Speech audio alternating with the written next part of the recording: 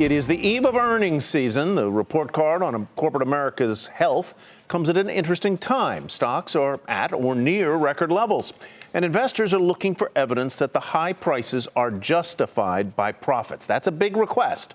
Strong results could send the market even higher. Poor ones could have the opposite effect. And yes, we've gotten some guidance already. In fact, an upbeat outlook today came from a surprising place: retail. Target said more customers were coming to its stores, and it expects sales to be up, and it raised its profit forecast. Tomorrow, we hear from three of the biggest banks in America: J.P. Morgan, Wells Fargo, and Citigroup, and expectations are high and growing. Bob Pisani reports.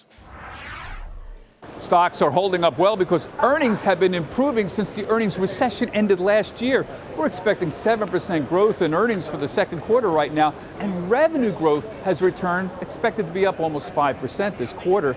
The markets are relying on significant growth from its two biggest sectors, that's technology and financials. So tech's roaring on big revenue growth from semiconductors and names like Facebook, as well as Google.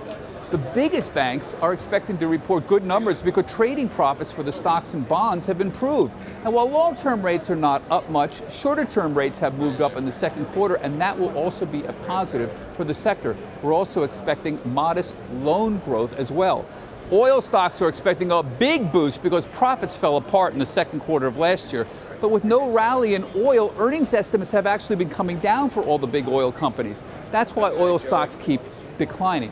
Besides oil, there are several issues that could impact earnings in the second half. First, a rally in the dollar would make exports more expensive. That'd be a problem. Second, higher wages. Janet Yellen, in her congressional testimony today, noted again that the labor market was tight and that this might lead to upward pressure on wages. Finally, there's tax cuts. This is the big one. Analysts are expecting a cut in corporate profits to improve earnings by 8 to 10% in 2018. Now, the Trump administration knows this. That's why they said earlier this week that they were committed to getting tax reform completed sooner rather than later. That means this summer. For Nightly Business Report, I'm Bob Pisani at the New York Stock Exchange.